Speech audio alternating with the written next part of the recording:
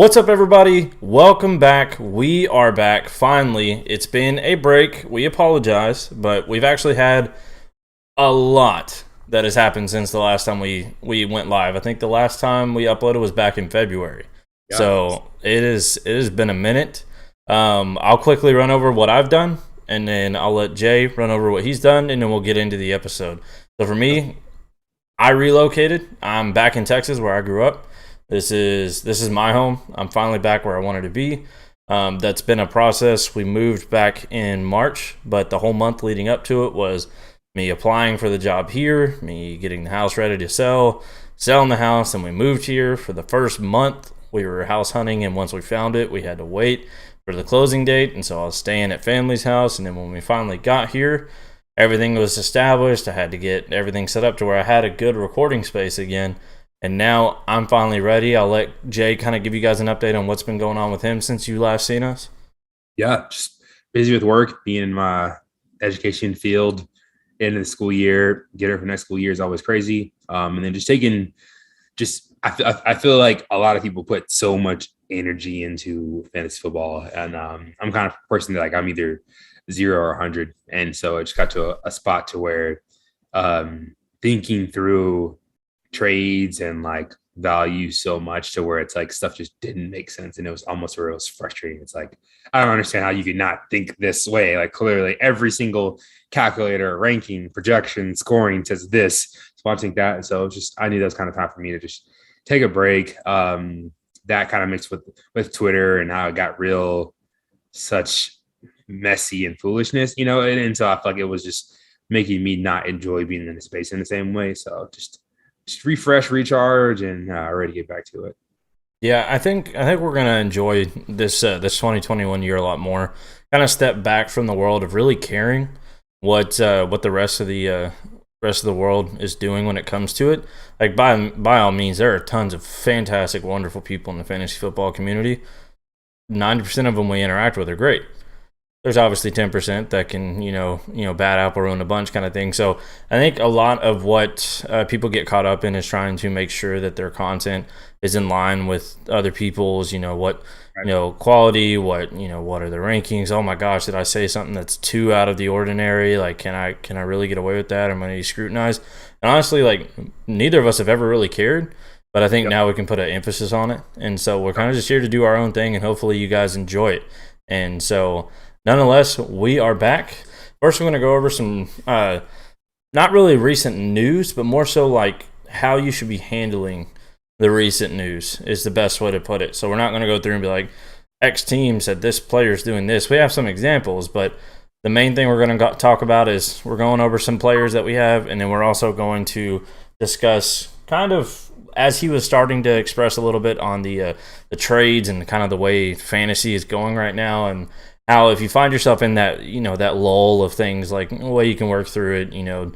This stuff's normal, but you get so antsy waiting for fantasy to come back, it eats you up. So especially if you're as passionate as we are about it. So we're gonna go ahead and get into it. I'm gonna go ahead and let Jay go ahead and kick off kind of what he was brushing on a little bit, and then we'll expand on it when it comes to how the trades have been going and stuff like that.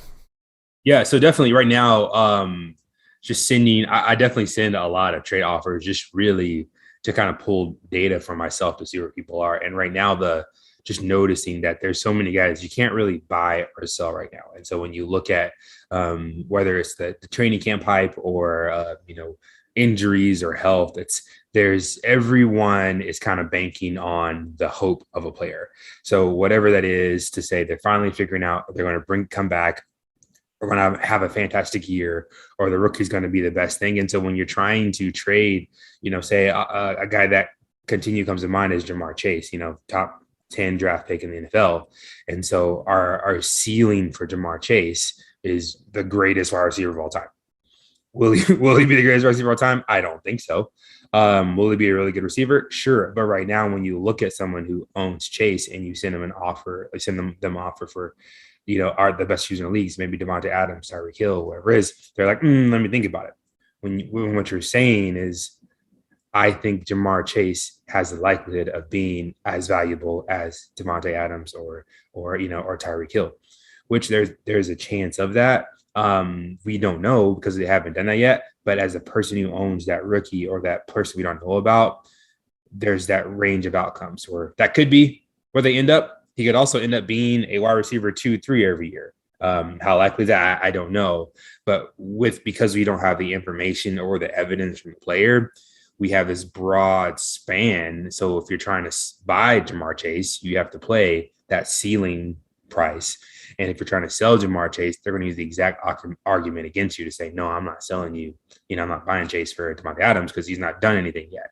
And so creates this frustration to where it's like there's guys who you as we're now you can't buy and you can't sell because there's so much hope and there's no one has any other thing motivating them to make a move right now other than their team. Like they're not losing, they're not winning, they're not guys for the most part aren't really hurt. They're not competing, they're not rebuilt. Like it's just you just have what I think my team might be. And so everyone had this idea of grandeur of I might win a championship. And it's like, as you know, only one out of 12 teams, one team wins that. And so you might have the 7th best team, but in your head, you told yourself you might win. And so you're more resistant to moving guys. And so it kind of makes things hard right now to trade for. And you've probably seen that in your negotiations. Guys are just like holding guys like, what do you mean you won't take a first for that? And so the one thing said, like, their most reliable piece right now is like a first round pick, which is weird because it's the opposite. Like, a first round pick usually like, well, it could be 112, could be 1-1, has so much variability, but like truly right now, it is almost one of the most concrete pieces that's available. And so I have a couple of where I'm trying to get first because their picks are always hope, right? But at least I have an idea of what that value might be next year. Yeah, and the pick thing is what's really weird for me too, considering anybody that's paying attention, like the draft class is just passed.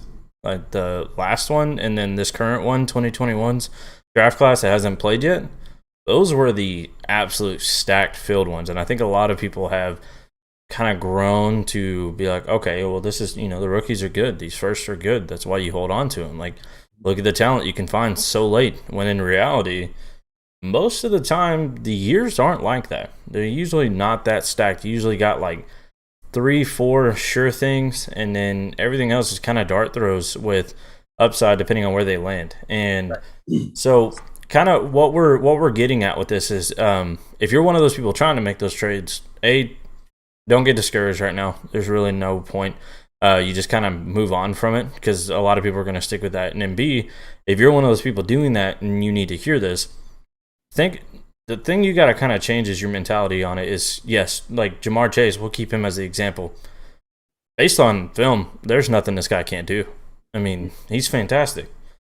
There's guys that come around before. I'm not saying Jamar Chase is going to bust, but when somebody comes to you and says, hey, here is, let's say, I have a team, for example, in one league where I'm trying to rebuild, like actually trying to.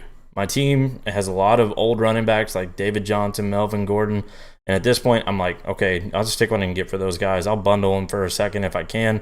But if not, at this point, just give me thirds and some random guy that I think might have some upside here and there, just for you to get a little bit more security. I'm trying to go out and find the Javonte Williams guy. Here's Melvin Gordon, just to kind of hold you over until Javonte Williams, whatever the case is. And in that league, I can't move anything. And one of the examples is I have Stephon Diggs in that league. Powerhouse. Can't move him. Right. I literally cannot trade him away for picks and young guys. I can't do it. And like if I go to the guy who's got Jamar Chase right now, I say, hey, straight up, it's probably not going to get declined. Now, naturally speaking, for those of you that follow this, Stephon Diggs is worth more than Chase. And he definitely should be. Yeah. So I may come at him like, hey, I'll give you Stephon Diggs in a second for, I don't know, Jamar Chase and Darnell Mooney. I'm going to get Chase, and I've also got another guy that I feel like is going to give me more return in that second round pick. We're both happy. You're getting this guy that's going to help you win now, but it gets declined immediately, not even countered, nothing. And I think the whole point we're trying to make is if you're that person immediately declining that, now, if you've just got these high hopes and you find fantasy more enjoying by having your guys, completely different. We're not referencing you. You just don't want to move them because you're really excited about the player. That's fine. Mm-hmm. But what a lot of people seem to lose track of is Stephon Diggs is what you hope Jamar Chase ends up being.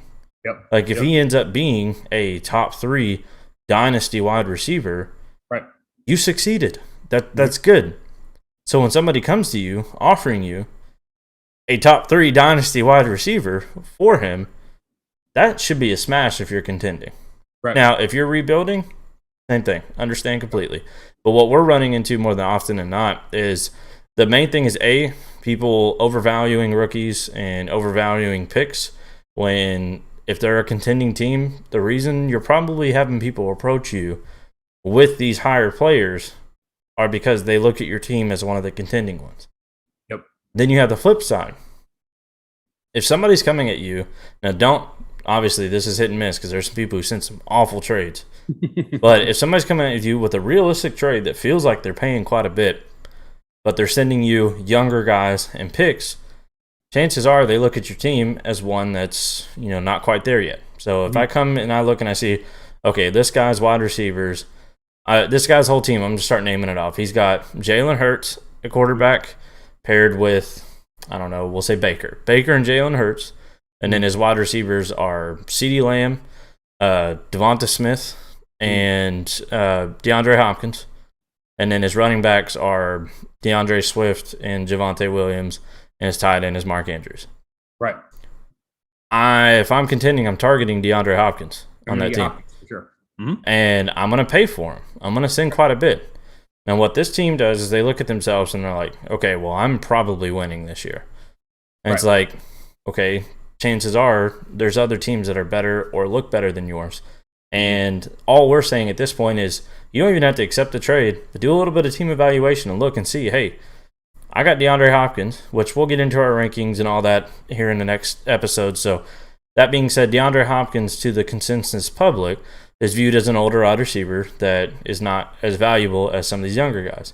Right. So if somebody comes to you saying, hey, I'll send you, I don't know, like trade we're working on. The only reason I didn't move him yet is I'm still trying to get maximum for him in that league. Right. But it's like Jerry Jeudy and a first or two for DeAndre Hopkins is completely fair. And so if that's your team right now and you're like, well, Jerry Jeudy might last me a while and I get these first with it, come next year, I might be able to really have something that's solid for the next 4 or 5 years straight. And so you have this whole team that's built for the future, but you're holding on to this player that's only going to really help you the next year or two. And by the time the rest of your team is ready, they may not be useful anymore. And so it's kind of those are your two flip sides. You have the ones that think their team is ready to push when they're not. You have the ones who don't realize this is their window and they need to capitalize on it. And instead they're trying to hold on. Perfect world, you got a great mix of both. You've got top stud wide receivers and running backs. And you've also got your bench filled with depth pieces that are young, up-and-coming guys. That's what everybody wants.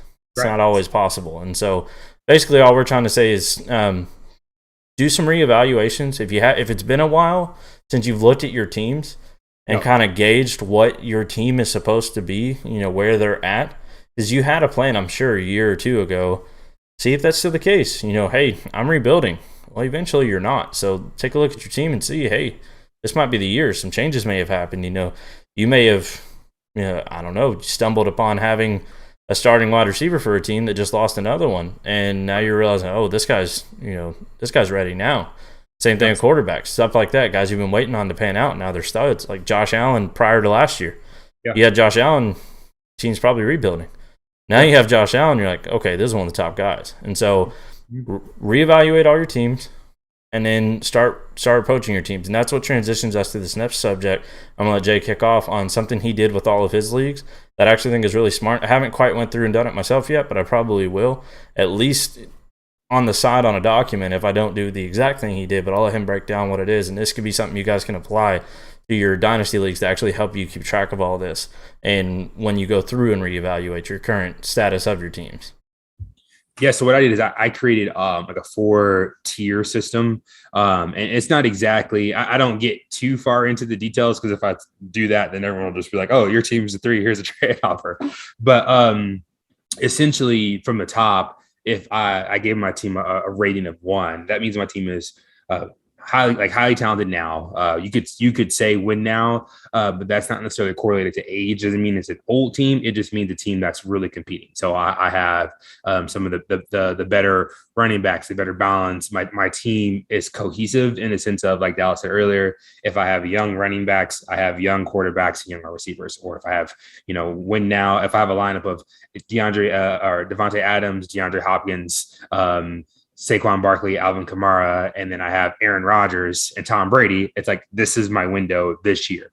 And so looking at my teams, I just essentially went through and determined, okay, is this team at that point, right? Or is it somewhere to where given a few moves, I may be at that high competing range, but I'm still a high tier playoff team, or a little bit lower tier to where it's like, I'm not rebuilding. My team is young and maybe inexperienced. Maybe I have some DeAndre Swift type guys. Maybe I have Devontae Smith, or DeAndre Swift, Devontae Smith, where like I have a couple of rookies where it's like they could be great eventually. In 2 years, my team might be fantastic.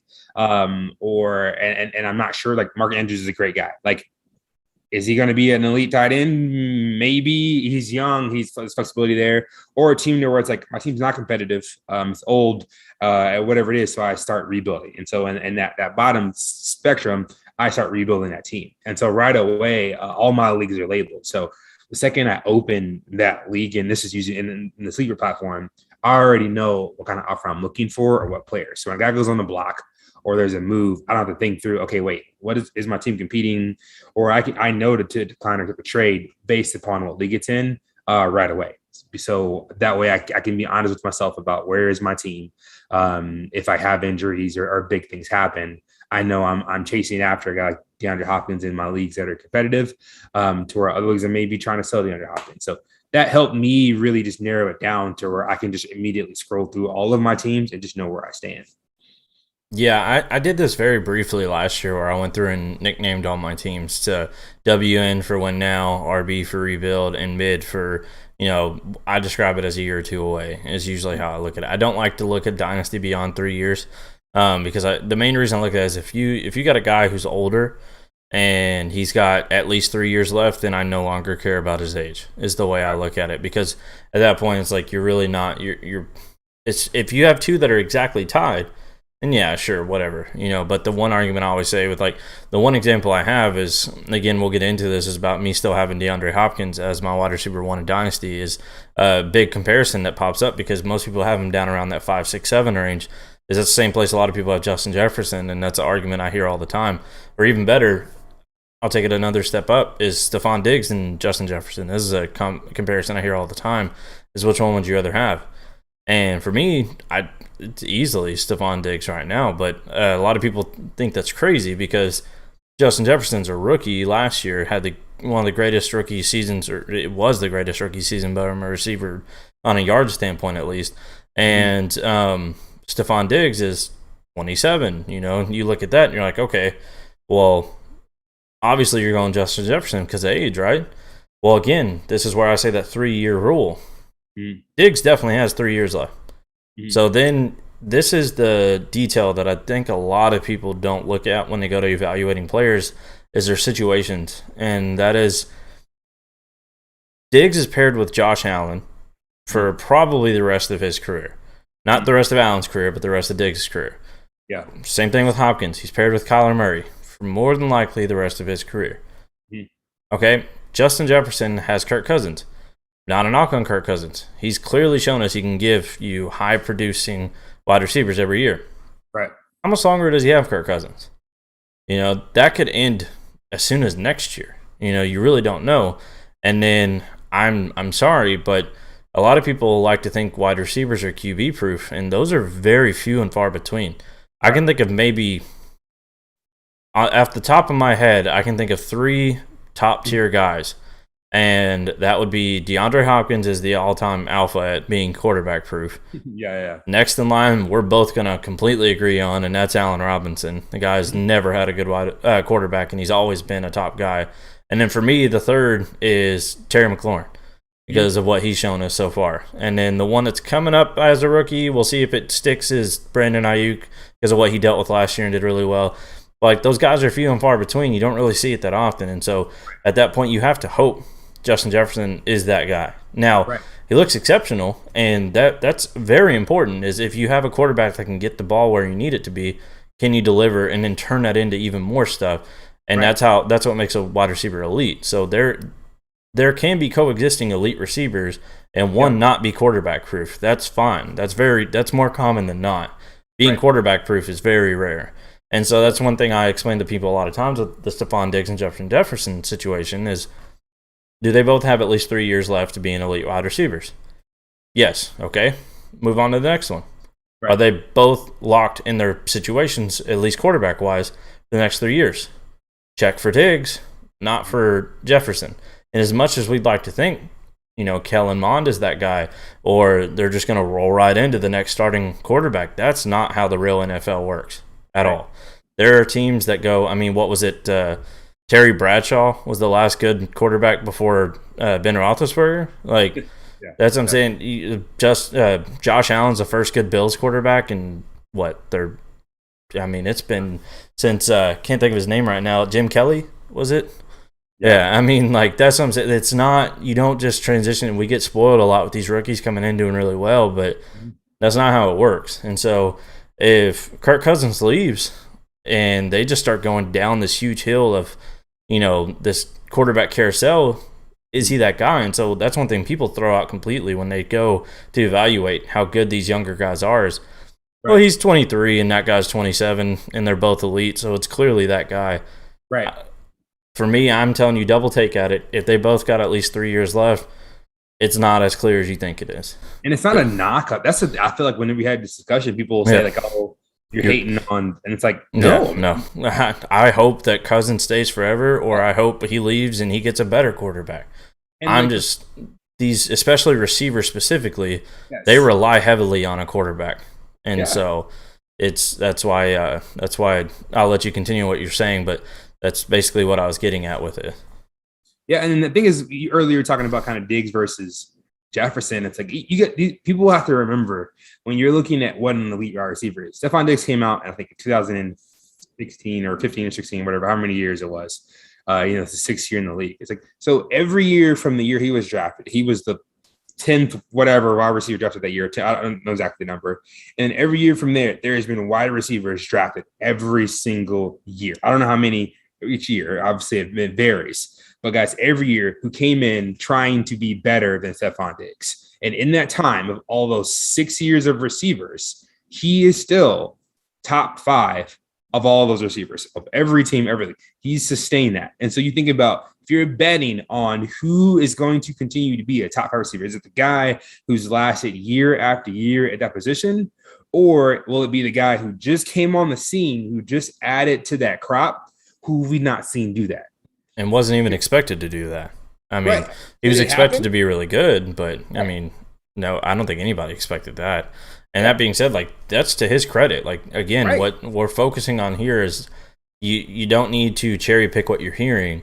You need to be more open-minded to what you're hearing, because the thing, what a lot of people are going to hear when that discussion happens is, oh, this guy just doesn't like Justin Jefferson, or you're crazy. I can't believe you'd be fading this. No, what I'm telling you is there's a lot more that factors into it than age, and you know that already. And so apply it to what you're discussing and what you're thinking.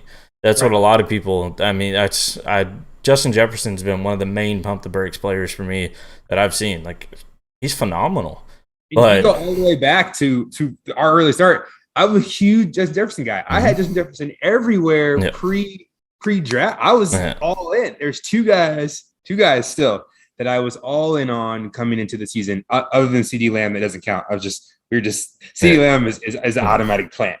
But Justin Jefferson and CEH. And I said, you know what? I'm going to get Jefferson late and CEH late because I like them, and they're probably going to be kind of sleepers in the draft. They're not going to be the top guy.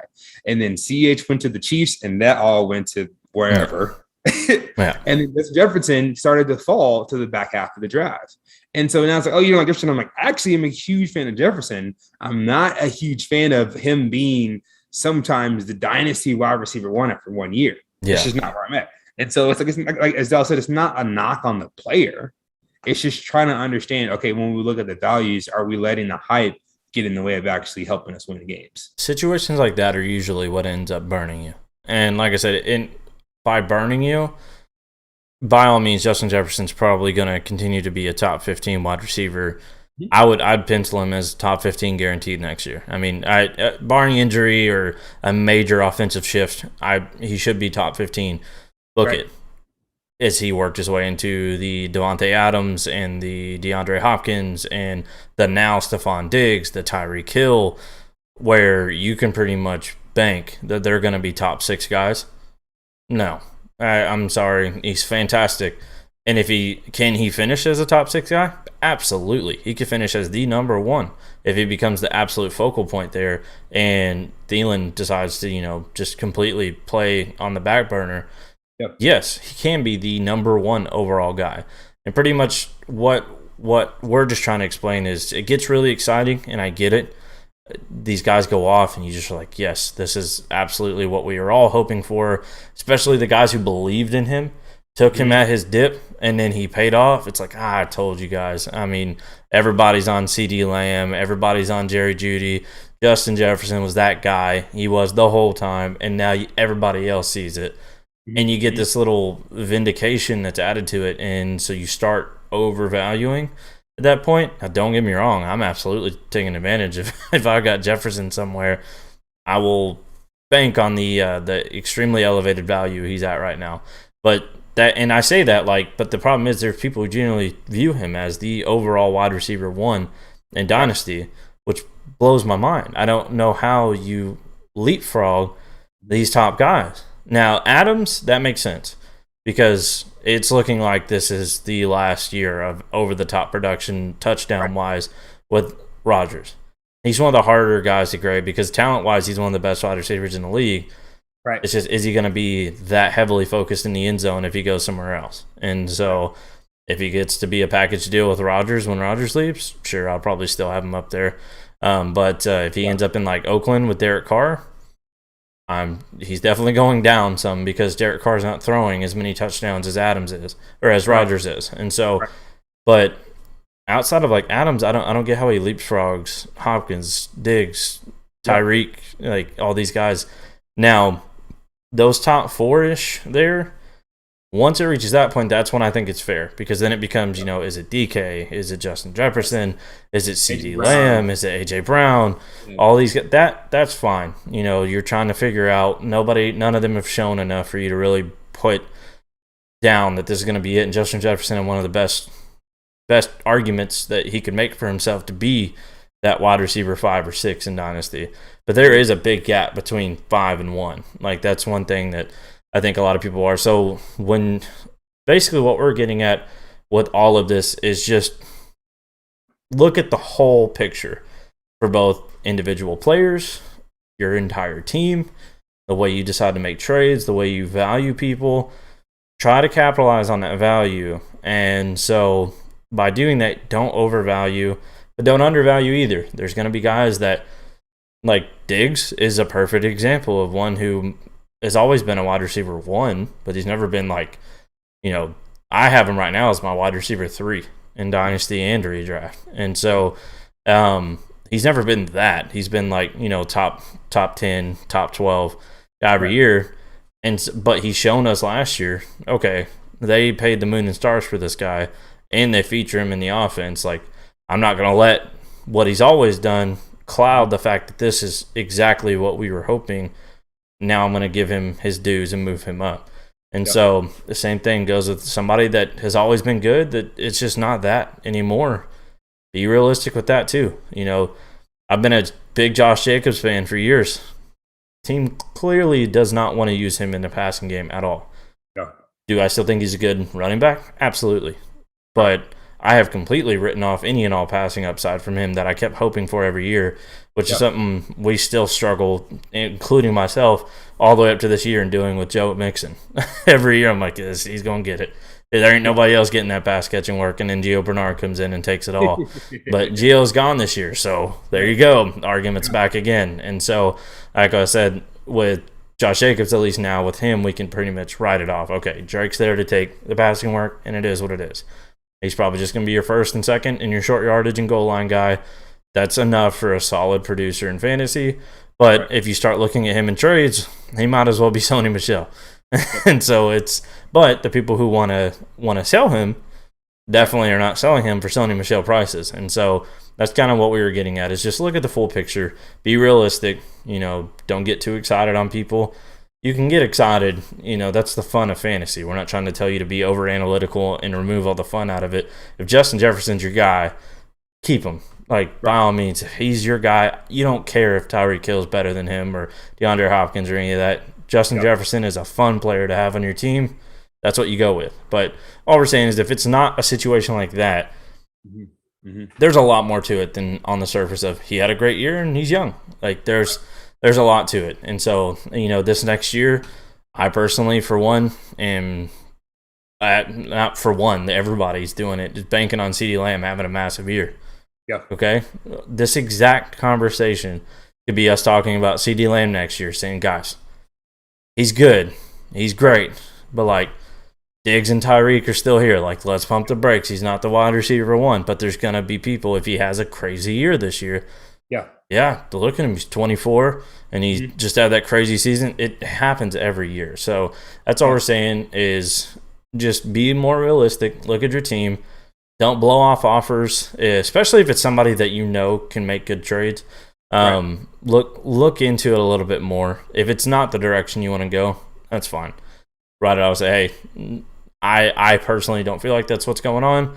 If they have a good case, let them make it. Maybe you guys can find common ground and meet somewhere in the middle. And then secondly, don't get offended by offers. If they're bad, decline them and move on. But you might be dealing with somebody that genuinely is new to it and has no idea. And to which case you can then, simply take it over to DMs. Hey, what's the deal here? Like, this ain't close at all. And then they can explain to you what's going on, and you can counter. And if they don't like it, then you just move on. And so there's been a couple of times where people have sent offers or counter or whatever, and then it's like, and you explain it, and it's like, well, this is the value I have. And then not that necessarily closes the trade, but once they kind of see this is where you're coming from or what you're trying to do, it's like, oh, okay, yeah. Like if someone sent me an offer for blah, blah, blah, and they threw Miles Sanders in because it was like, oh, a mid-tier running back, blah, blah, blah. That makes sense. Like, it doesn't make sense. I would decline it immediately. And then they would say, oh, well, I'm like, that I just don't like Miles Sanders on my team. So you know what I mean? And so then we had that conversation. And it's like, oh, okay. So it's not declining out of this bad offer, but having that conversation, you need to kind of know where that person's coming from, their preferences, what are they looking for? Because sometimes doing that first in a DM is kind of awkward, right? You're like, hey, name your top 10 wide receivers, sometimes having, and there's some people who hear you say that and they're like, oh, this person's interested in this guy. I've been looking for the moon and stars for him, Right. Yes. And then you're just wasting your time at that point. So yeah, sending the people who get offended by feeler offers, that blows my mind. Now, if they're just absolutely absurd offers, then yeah, sure, whatever. But the ones where I'm like, okay, I'm gonna send you slightly less than what my maximum is for this player, but it's gonna be fair. And if you value him close to what I do, chances are you'll accept it, or we're one or two steps away from countering and getting this done, which is completely normal. I send trades fully expecting there to be some countering. Very rarely do I expect them to accept the first offer, and quite honestly, I worry that I'd paid too much if they do accept the first offer, and that there's nothing wrong with that. That's one thing that we have some conversations going with others is like, if you're expecting me to counter your offer, then you're not paying enough. I'm like, no, that's not it at all. I'm just trying to make sure that I'm not overpaying. Because if I add a second-round pick that I didn't have to you, then that removes me being able to use that second-round pick to make a trade elsewhere. Right. And then I'm hurting my team for no reason at that point. Right. If I could have got it done without it. It's not that I'm trying to get you or trying to, steal the player from you. It's more so I'm trying to get the deal for the best I can. If you go to a store and say, hey, we've got a sale right now for apples, but they don't have an actual price tag on it. It's a bartering system like trades are. A food market, you walk up, hey, give you $3 for that apple. You'll probably pay $5 for it, but you're going to offer $3. And they say, that's not quite enough. I'll sell it to you for $4. You just saved $1. Yep. that dollar now is going to go buy you an orange. Like that's the whole point in that. So when people come to you with, even if you guys have, and that's something, you guys may have completely different values on people, and to them what might be a slight undervalue may look like a complete absurd offer to you. And at that point, that's fine. Counter, explain. You guys figure out in the DMs that you just see values differently. Like I have a league where I was trying to get Jamar Chase. A guy joined, took over a team. It's a 16-team league, so there are some other implications in why this, certain positions are valued higher. Your quarterbacks, it's a super flex 16-team league. Your quarterbacks, even your low tier ones, are going to have higher value. Your running backs are going to be exceptionally higher value because of the lack thereof of starters you can get. And he joined the league, put Jamar Chase on the block right away because it's kind of one of those teams where like that's a clear and away standout from the rest of his team. He's going to try to move it for some picks or for some players to give him more depth and stuff. And so I sent him a very, very fair offer. It was like 2 starting wide receivers for his team, and then a first and a quarterback, and then a older aging running back because he really didn't have any. And it was for Chase and I think another pick. And he kept countering back with one of my only 2 running backs that I had. And I had to tell him, like, look, this 16-team league, I can't move one of these guys. Right. Like, the older running back was the only one I could move. He was my 3rd one. And I said, I can't move one of these 2 guys. They're my starters, and I don't have a backup for them. I said, this older guy, he's there for however long, and then at that point, he's going to be written off too. I don't even expect it to add much value to the trade I'm sending to you. He's just there because it looks like you need it. And he countered back saying, then I guess we're at an impasse because, I need a running back. At that point, it's like, okay, I get it. I sent you a more than fair offer, but this doesn't work for you because you're trying to get value at a position that I can't give you. And so now I'm not sitting here wondering, this guy's crazy. Why is he not accepting this trade? It's, okay, this is just not what you're needing. And so that happens all the time too, but you never know that if you just decline and say that offer sucked. That doesn't do anything for anybody. So I know this whole beginning is kind of turned into a tangent of this is how you should view fantasy trades. But honestly, this is a discussion I think a lot of people need to hear, at the very least, just to figure out what's going through people's heads when it comes to the trade, back and forth system. Moral of the story is look at the whole picture. There's more to it than you think, almost always. And then secondly, don't get offended by trades. If the trades absolutely suck, just don't even mess with that person. Unfortunately, that's just the way it is in some leagues. Some people are just that way, and it just is what it is. It makes the league a whole lot less fun, and if it's controllable, get out of it or get rid of them if at all possible. But at the same time, if the only issue is they won't accept your trades, then that's not an issue. That's that's completely fine. If it's, I'm more talking about like a behavioral pattern kind of thing where it's just out of spite. Those people ruin a league. But nonetheless, don't get offended by them. Counter, have more communication with the people you're trying to trade with, and look at the whole picture. That's kind of what we're wanting to give you with that whole beginning segment there. So there's a couple guys that kind of that we've hit on really in the conversation, but just in that value, if you're thinking about trading, just a few we had a long discussion about Alvin Kamara right now, and to in one of our leagues, just about his current value. And what's crazy to me is that I'm a big Kamara fan, fantasy aside. Like, he's my favorite running back in football. And so when you look at guys like him right now, when I say, what is Alvin Kamara worth, right? Has low tread on his tires. I mean, just from not running the ball as much. He's supremely talented. When you look at his running back ranking, I think some sites have him like RB7 or 8 or 9. And you think if you're trying to trade for Kamara, the people you're trading for are going to have him on. Oh, you know what? He's was the RB1 last year, so I need RB1 prices. I need him to be priced right around Barkley and CMC at peak value. Okay. But if you ask a lot of guys who have Kamara right now who are trying to sell him, and Dallas brought this point up in one of our leagues that we had, he said Kamara's one of those guys that when you have him, you spend all of your energy trying to get the price back for him, is that people don't want to pay that for him.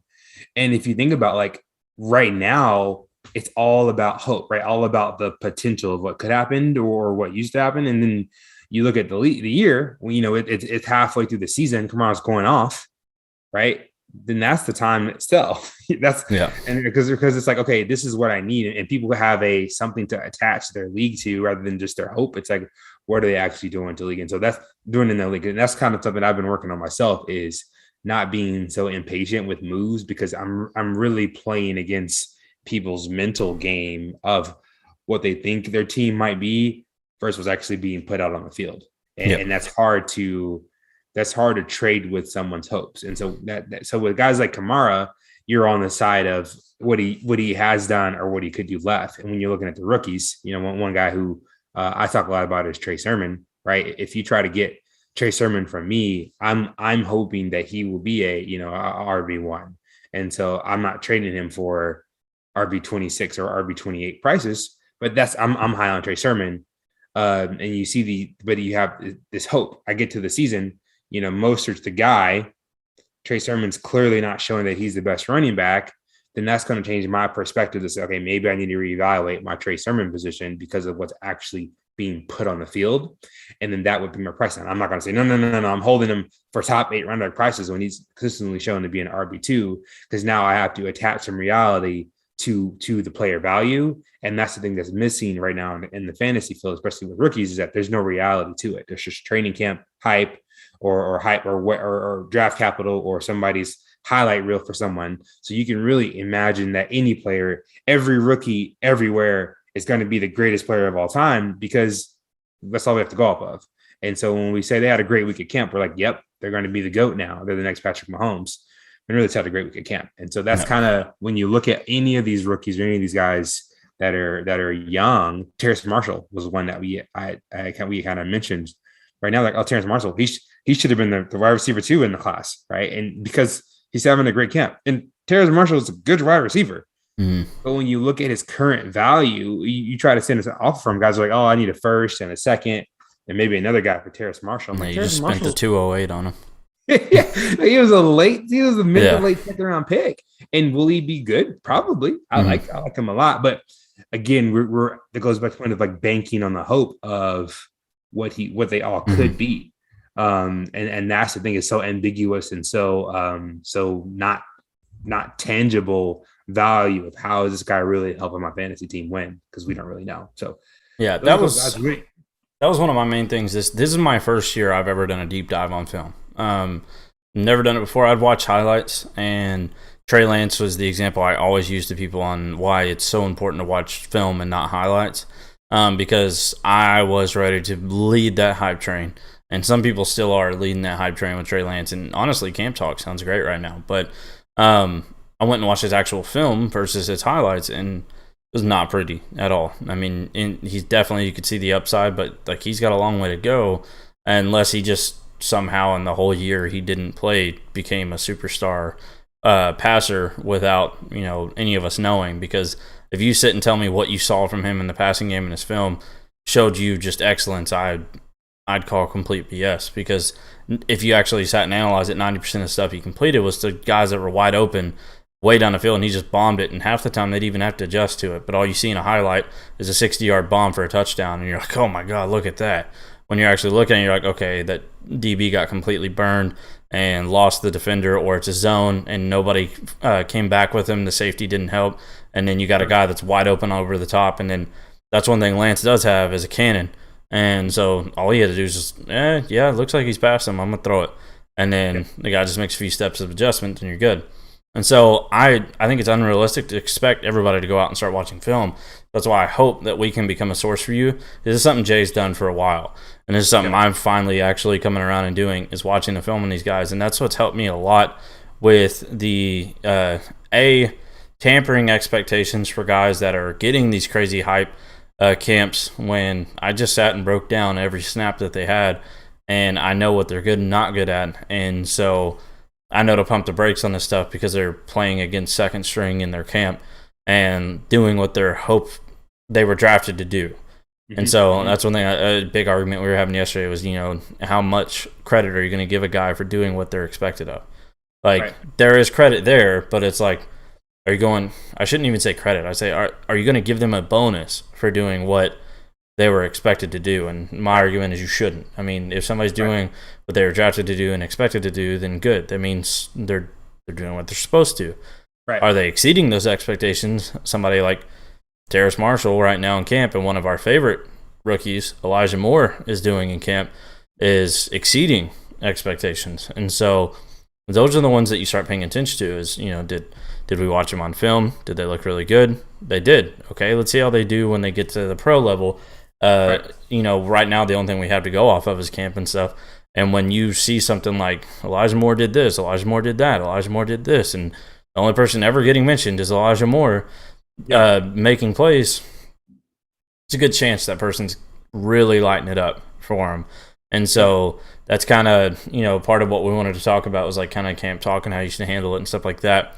One of my favorite things I like to say a lot is take any positive news outside of just like the Elijah Moore, where it's just every single thing that they keep saying is him doing stuff. I by no means am expecting superstar, but this person's going to become important is what you can do with that news, at least eventually. But what I like to do is the negative news.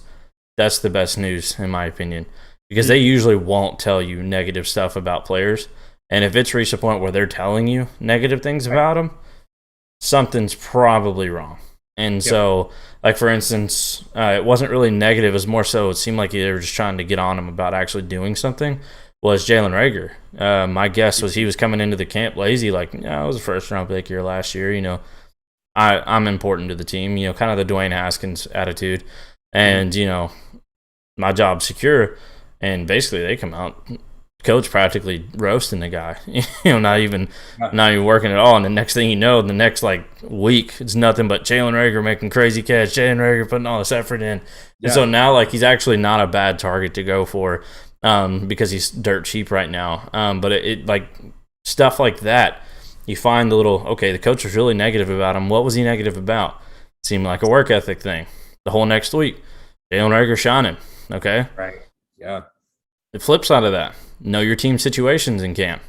Another receiver that's getting a lot of hype right now, N'Keal Harry. Yes, a receiver I'm not touching anywhere. N'Keal Harry. Why? He's a player they want to trade. And so, naturally, he's probably showing out in camp. They're trying to basically advertise him for another team. And that's why, stuff like that, you got to pay attention to the situations. And again, I don't expect everyone to be able to do that constantly. And so that's what hopefully we can become a source for you on. And so that kind of reverts us back to, paying attention to stuff that has shifted and changed this offseason. Is like Kamara's one of them. Is I've heard two narratives with Kamara. And one is Drew Brees is gone and this whole offense is going to suddenly fall apart. And Kamara's ceiling went way down. Also heard the flip side of who else do they have and when has he not done it? Which tends to be the side I lean on, mainly because he's always been a focal point of that offense regardless of what they were trying to do. Sean Payton knows this is our best playmaker. Get the ball in his hands. It's simple as that. Doesn't matter how, whether you're handing it off or throwing him the ball, get the ball in his hands and good things happen. And so that's why we're both fully on, to me, I haven't really broke it down yet, but if I had to throw a dart right now and imagine Kamara's my running back too, I'm getting into all that right now, but the only person I could comfortably put ahead of him is Christian McCaffrey, honestly. I like Dalvin Cook a ton, but the same thing with him. He's right there in conversation for it, but I have no reason to think Cook is any better than Kamara or Kamara is any better than Cook right now, other than Kamara track record is better. And so it's kind of situationally, you could argue Cook's got a lot more stable situation. And so I get the comfortability there. And so, like I said, I'm not going to fight over splitting hairs on who you like better there. At that high in the draft, you take your guy. You just don't go out and draft Dobbins in the top 5 because you hope he can get there. There's ADP that plays it. It's there for a reason. And so, which is a good thing to move on to this next guy we wanted to talk about, was Jonathan Taylor. You had him listed, and this is one of the arguments we were having was Jonathan Taylor and Kamara. For some reason, that was a comparison. I don't know why. But Jonathan Taylor, going into the season, was somebody I did not want any of. I was like, this guy is being drafted in Dynasty at one point, was the first running back off the board. And then as reports came back that Christian McCaffrey is healthy and Saquon was working his way back and all that kind of finally came back to reality of now he's the RB3. And I'm like, there's just no, it's kind of the same thing with Justin Jefferson that was going on with him. I was like, I can't do that yet. So I'm not seeing enough. Now, I like the argument for Jefferson better than I like the argument for Taylor. But I did not see enough to put him all the way up there ahead of some of these guys that are here and have done it every single year. And so now, though, Jonathan Taylor's reaching a point where I actually really like where he's going in drafts. It's funny. We were talking about how there's two guys in that same class that fall into the exact same category. That's John Taylor and CEH. Like guys that were like, okay, this guy's pretty interesting. Blah, blah, blah. And then his draft capital ADP got insane. And then we're both like, nope, not touching out 10-foot pole. And then slowly it's gone back down to earth. And then there's been other stuff that's come up to where now it's like, maybe the guy's a good value. And then I'm sure they'll settle into where the actual value will be. Yeah. Yeah. CEH is one of my favorite players to target and redraft right now because he's like a third round guy. And so you can literally, if you want to have that 3-headed monster at RB, he's usually who you can get. But if not, if you want to take that shot on the Travis Kelce in round 1 and then get your running back and then running back, CEH is usually that guy you can get in the third. We got a couple more players here that we put down. We're just kind of quickly going to run over some of them. I'm going to let Jay kick it off. Yeah, one of the guys is give credit to Dallas because he's the guy who put me on to Kyle Pitts a long time ago, before the hype. And he's like, yeah, this tight end. And funny enough, he said, I'm gonna start getting 21 seconds so I can get Kyle Pitts. That was his original goal, which that's not obviously. No, literally, I was stockpiling 21 seconds to get the superstar tight end that nobody knew about. He was getting this, and it's interesting watching his. I brought him up because his current value right now. And I did a lot of scouting on Kyle Pitts. I mean, I really narrow my scouting down to tight ends. It's just on my scope. And huge fan of him. And you look at his value in Dynasty right now. It's like he was the highest tight end drafted ever. And then the thing is that our hope is that he's as good as George Kittle, Darren Waller, and Travis Kelce. And so when you're drafting your dynasty team, and you're taking in people that won't take Kittle or Pitts for Kittle, I'm not completely against that trade, which sounds weird, even though I'm super high on Pitts. I'm very, very high on Pitts, and it might make me a little more, but like when we're saying we are assuming that Pitts will be as good as George Kittle, that is very possible. I mean, if you're looking at the rookies and how more closely correlated they are to being the elite version of themselves, my money would be on Kyle Pitts being the more likely. But you're saying of all the tight ends drafted in the last, 6 years, that this one will be as good as two of the best tight ends of the last 6 years. You're making a gamble. I mean, you truly are gambling. And sometimes if your team is, if you got the time to make that gamble, right? You're rebuilding, you got a young team, take the time. But just something that it sounds crazy, right? To people like, oh, what? Kyle Pitts? And it's like, Kyle Pitts might be a pretty good tight end and he won't be a bust.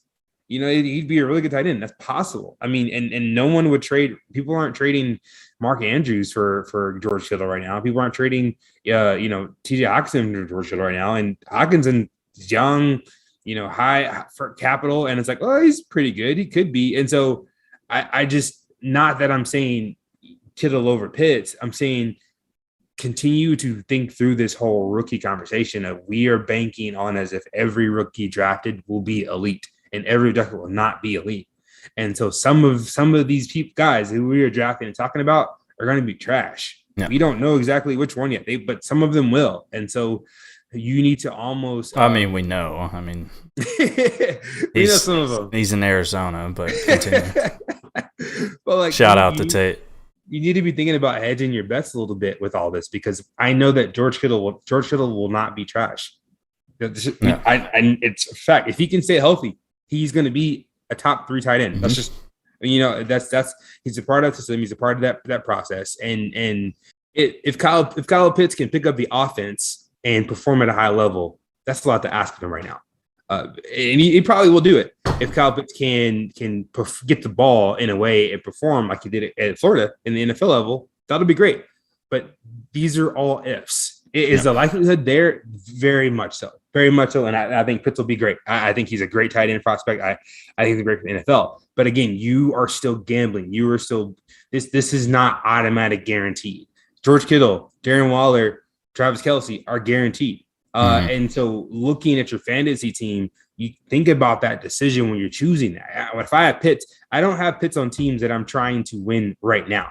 If I have them, I'm just kind of stashing them and have another tight end that I might start because it takes time. Tight end is the hardest position to learn a rookie year. If you don't believe me, go back and look at whatever your favorite tight end is and look at their rookie season. And you'll find two of them that have had really good rookie seasons. And they're like, oh, Kyle Pitts is on, they're projecting him to have 800 yards or so this season. And that'll be the most yards for a rookie tight end ever. Like 800 yards. That's not that many. Because being a rookie tight end it's really, really hard. It's just really challenging. So just know, like, Pitts or whoever else it is, I brought him up because I really just want to say just think through that process. I'm not saying go trade Kyle Pitts away right now. But if people are saying, hey, yeah, I'll give you George Kittle and a first and a 22 second for Kyle Pitts and you're a win-now team, that's not a crazy offer. Could you be wrong? Sure. Yeah, you could be wrong. You could wish you would have Pitts. It's very likely. But like none of this is foolproof, and it shouldn't be completely out of the question just because of what you think his value might be from being scared from being wrong. Yeah, with Pitts, for me, there's only one place where I like Pitts' value, and that's in 2021 rookie drafts.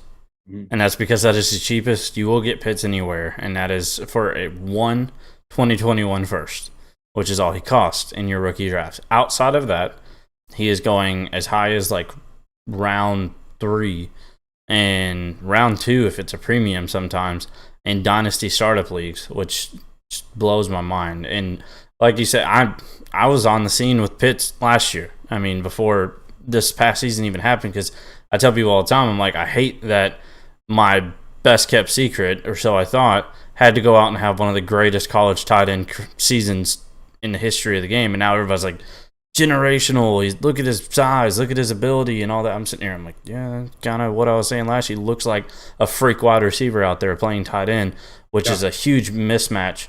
And so that's what I started sending out to everybody. I said, guys, if you haven't looked at this guy yet, like I said, get your 2021 seconds. Like, this is who you need to spend it on.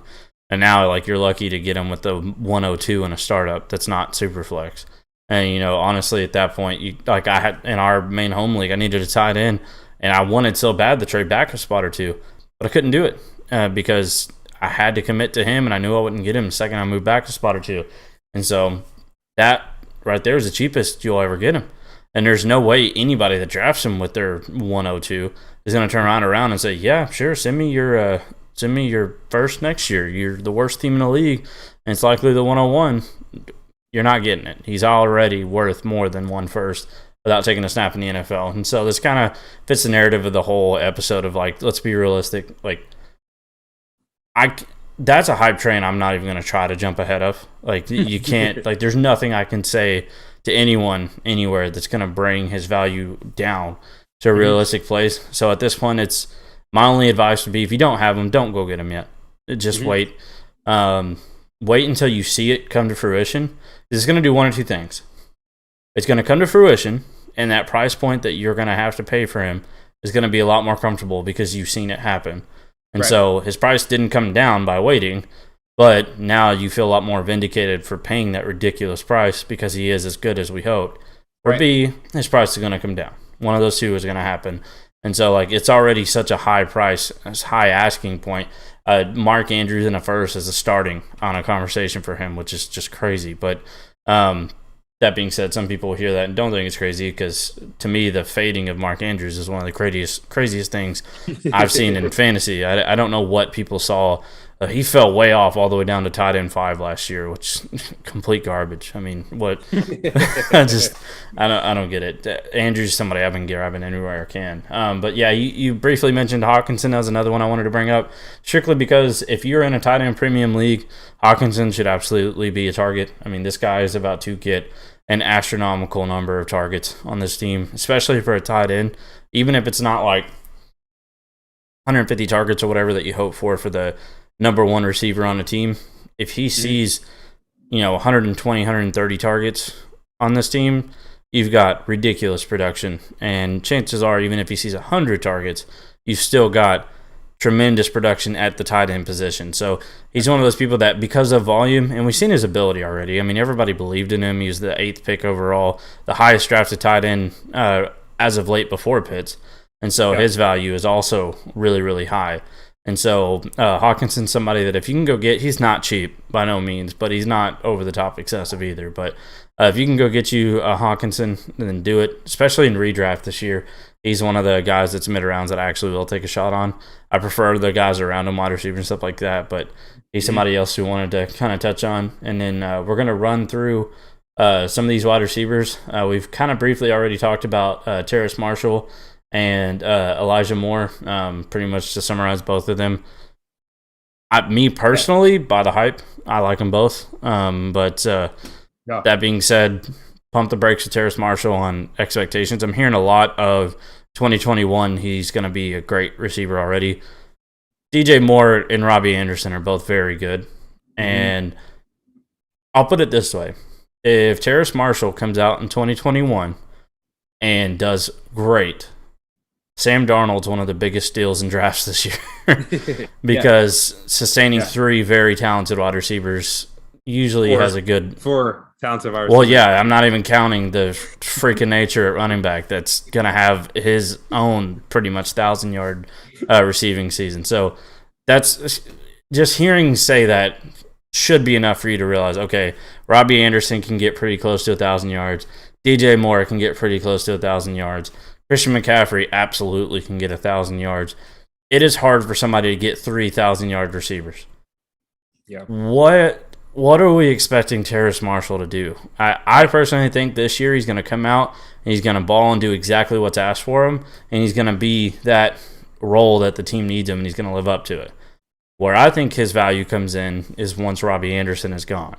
That's when I think he can come in and fight with DJ Moore as the top guy here.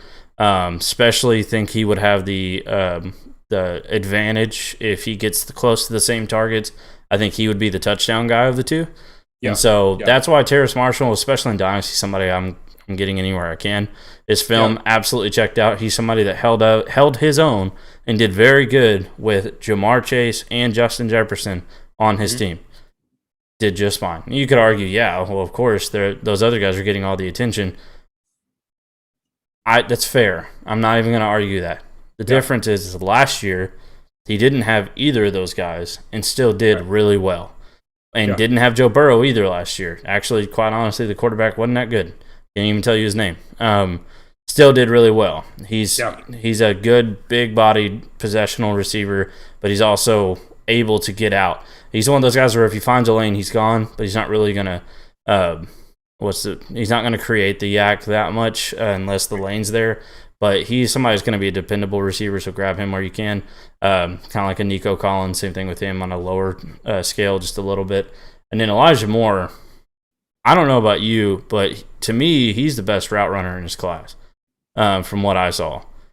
I want you to remember who put you on Elijah Moore. Oh, I know.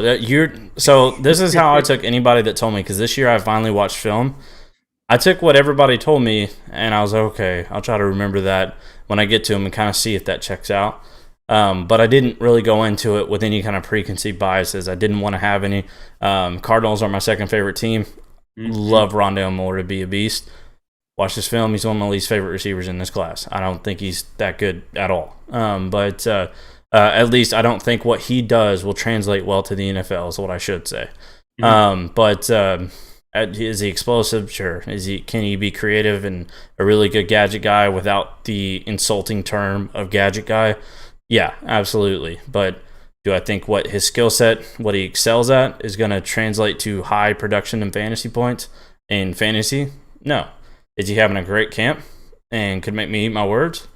Absolutely. And again, once we get into our ranking stuff, you'll see stuff like that. But that's my whole point is like I went into this with no biases because I wanted to be as open-minded as possible because Trey Lance, again, like I mentioned earlier in the episode, I thought he was going to be a superstar.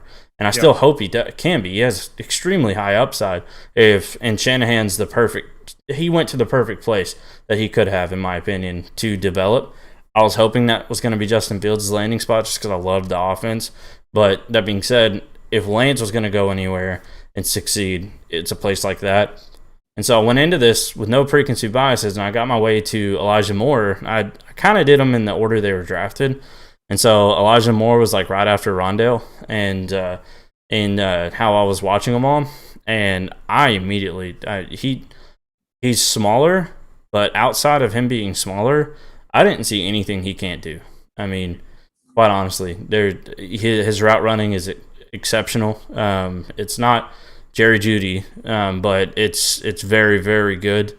He can create separation. He can line up anywhere on the field. He's not just a slot guy coming for Crowder's job. I mean, he's going to be anywhere they need him. I think he's going to end up being the third guy, but that ends up being the one for this team come next year. I think this first year, obviously, it's probably Corey Davis. And then I think when you hear somebody like Corey Davis, this is the funniest part that I hear all the time. You're like, well, Corey Davis is the one. When Corey Davis is telling you that this guy doesn't look like a rookie, we've heard that a million times. Yeah. But then he said the comment that stuck with me. He goes, there's some things I can learn from him.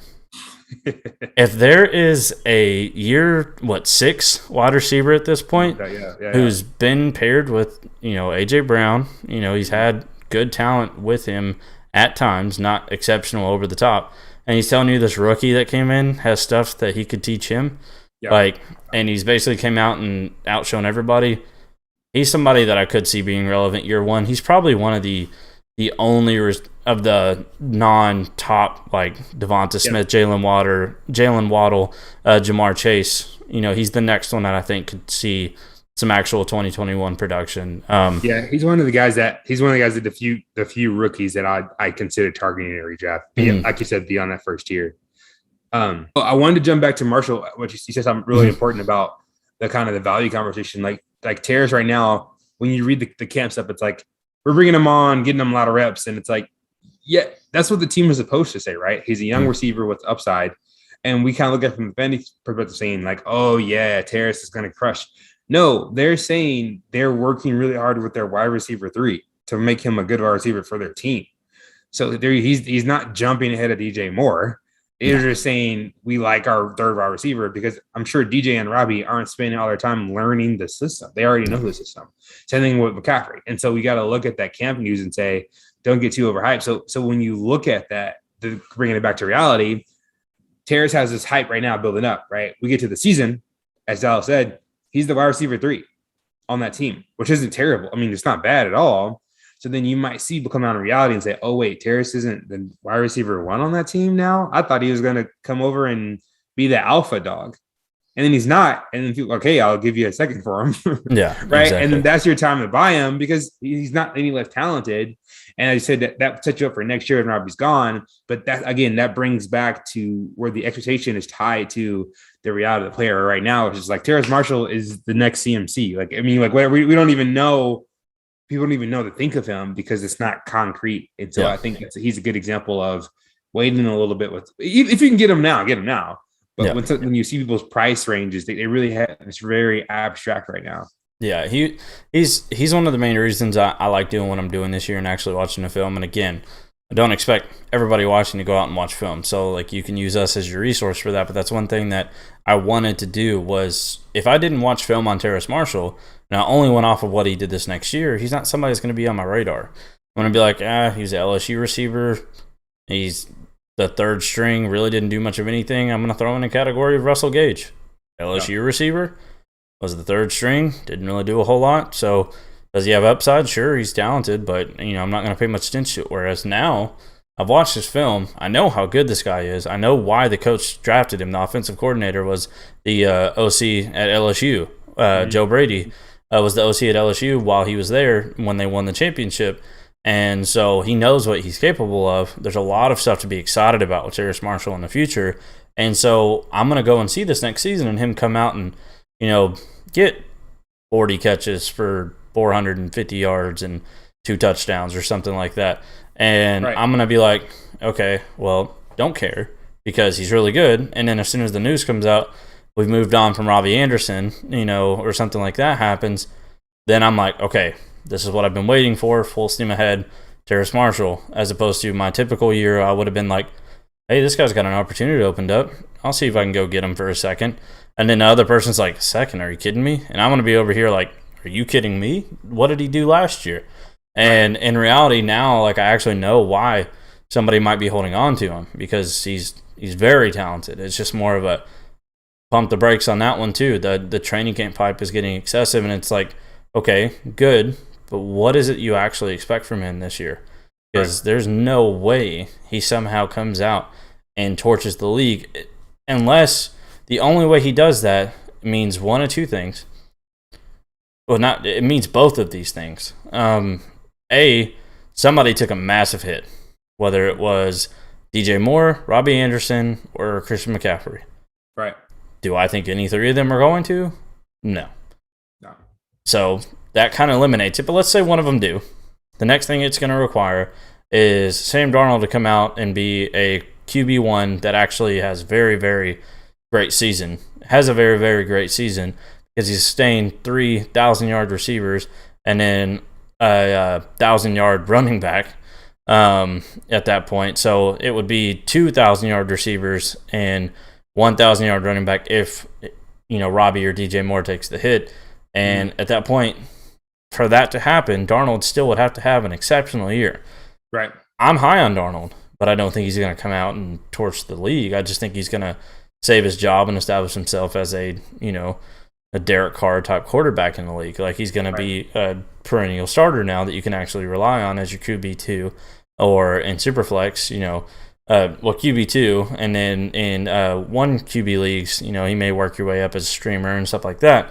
I'd love for him to work his way up to what his draft capital was, but at this point, I don't think that's fair to put on him until he gets established there and shows us something different. But I think people get really, really excited by these camp reports and these rookies, and so he's kind of another one where like it's kind of a paradox where I'm like, buy him, he's great, but also don't expect anything this year. That's kind of my feeling on Marshall.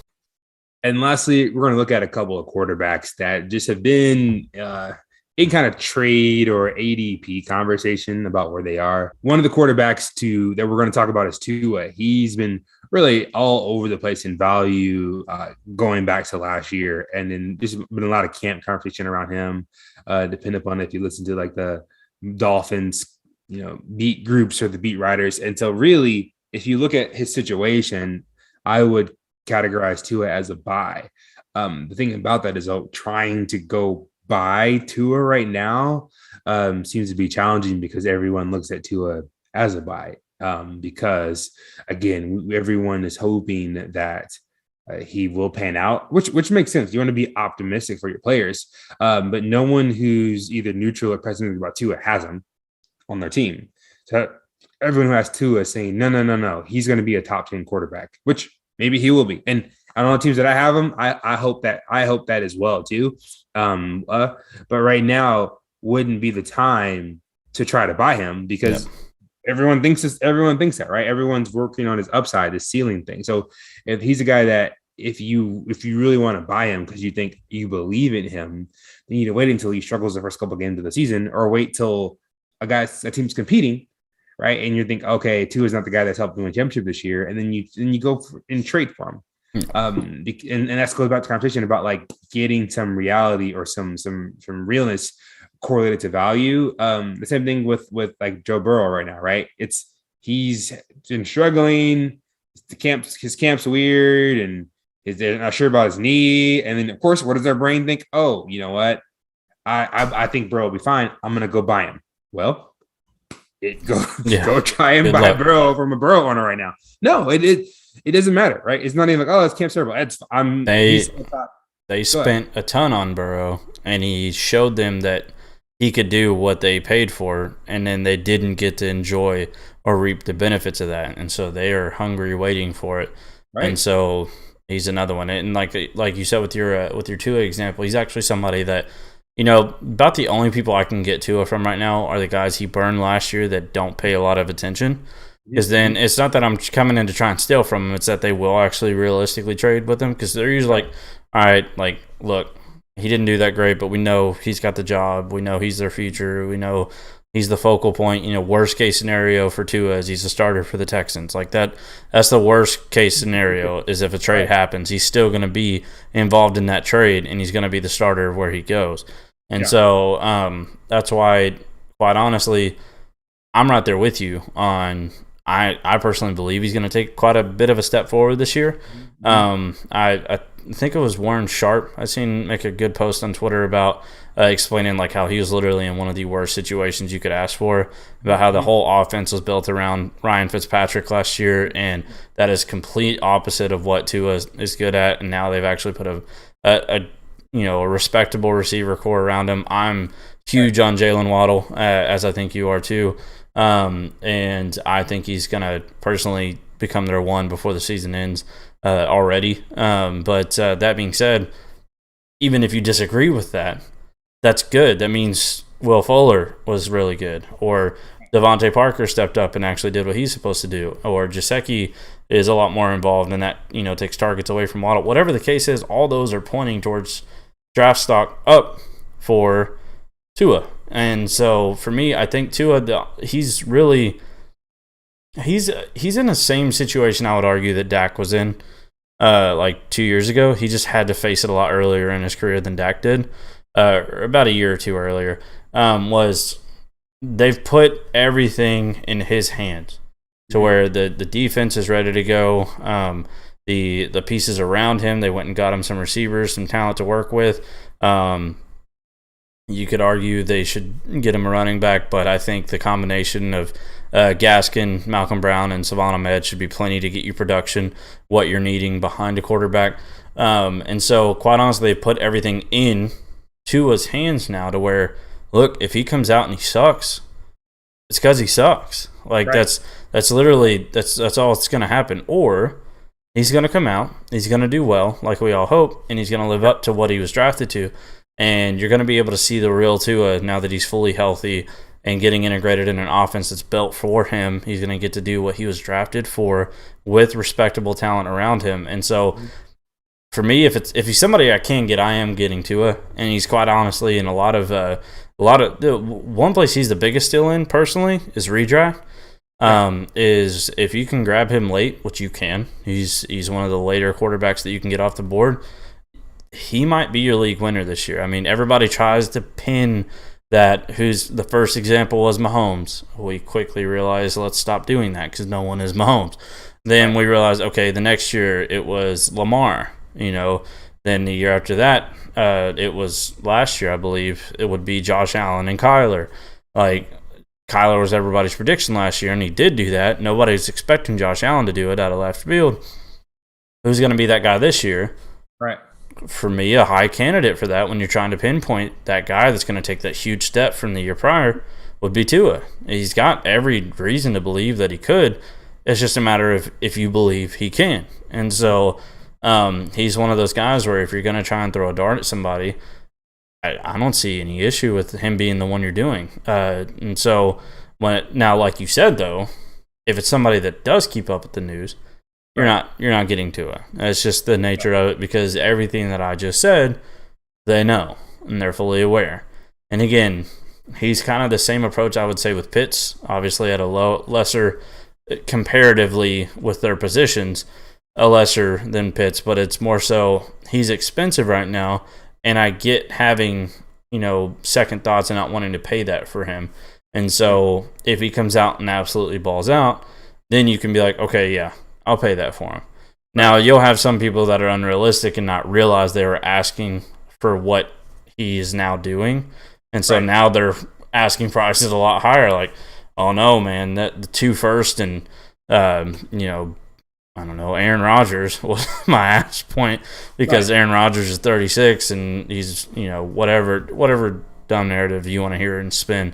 Now it's 2 first, and I want this young quarter Baker, that hasn't quite escalated. And you're like, okay, man, like what you were asking for is for him to deliver on what he's doing now. And so if they'll now take that for him, then it's a little bit more worth it because you've seen it come to life what you were hoping for. Yeah. But if you can get him for a lower price and let him have that breakout on your team, then by all means, that's great. But what Jay was saying and what I'm saying is most of the time people who have him and Joe Burrow, a situation like that, they're wanting that breakout to be on their team because that's what they drafted them for, and they haven't got to see it come to fruition yet.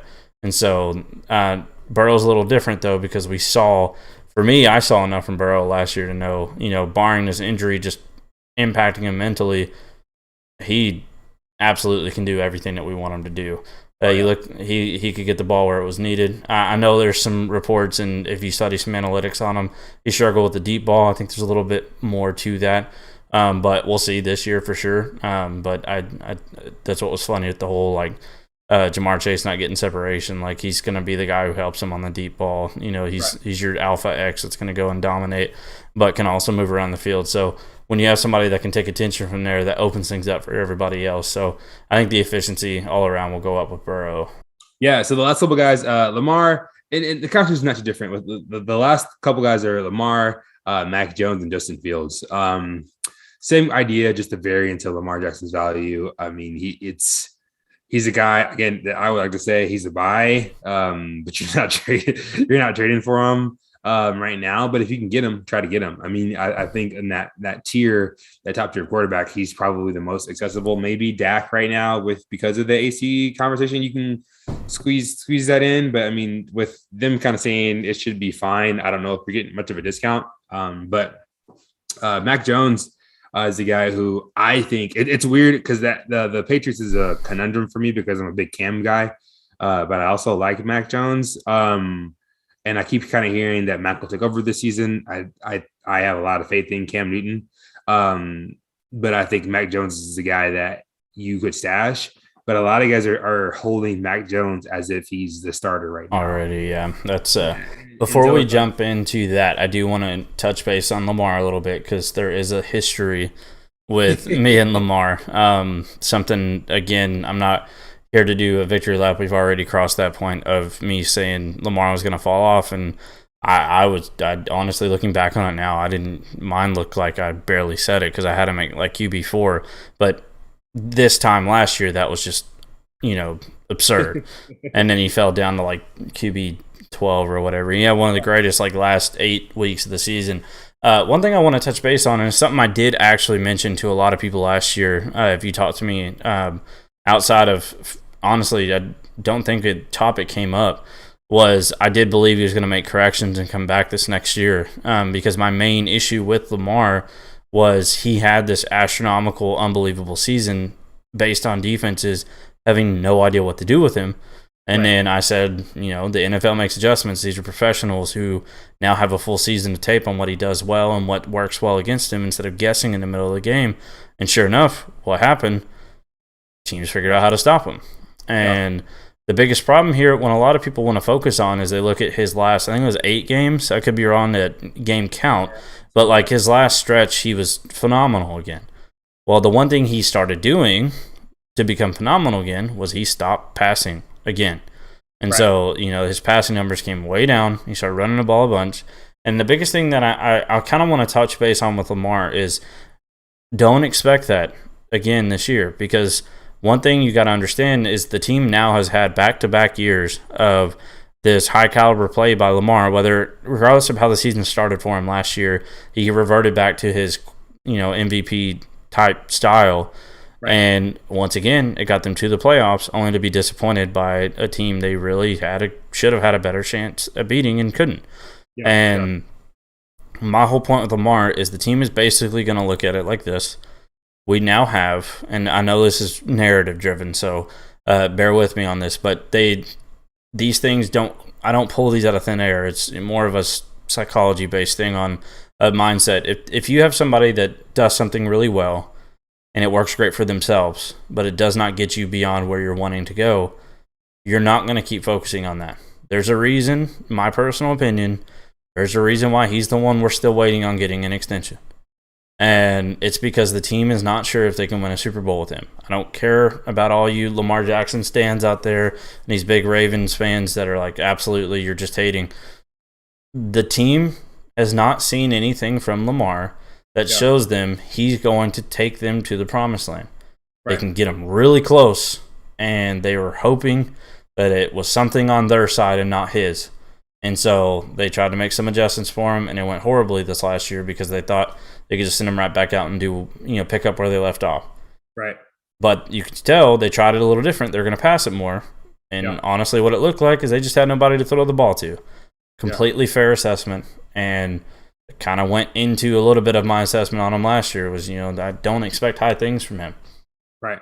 The one thing I was hoping they would do this year wasn't quite to the extent that I wanted. I like Rashad Bateman, but I think he's more of a situational hype. Unfortunately, he's hurt right now, so I hope, for his sake, everything comes back fine, once he gets back out there on the field. But his hype's more situationally driven. Based on his film, what I could catch from Rashad Bateman is he looks talented, but I think he was limited both by not being the focal point 2 years ago, and then last year his quarterback play and offensive coordinator just absolute trash. So we may have not seen the best of Rashad Bateman yet, and I'd like to hope that's the case. But my main point I was trying to make with him is he needed weapons, and regardless of what you think about Sammy Watkins, I don't want him in fantasy anywhere, but does he help a quarterback? Absolutely. Right. Rashad Bateman, will he turn into this superstar wide receiver that we're all hoping? I doubt it. But he could be solid in fantasy. If I'm going to take a shot at somebody outside of best ball, it's probably him. Best ball, I'll throw Marquise Brown in there too because, why not? But then you also have Marquise Brown who's going to take the top off, and you got Mark Andrews, super reliable tight end. You got J.K. Dobbins in the backfield, who is an excellent pass catcher and a fantastic runner. And so he's one of those guys that can actually cause the defenses to be like, okay, I'm not really sure.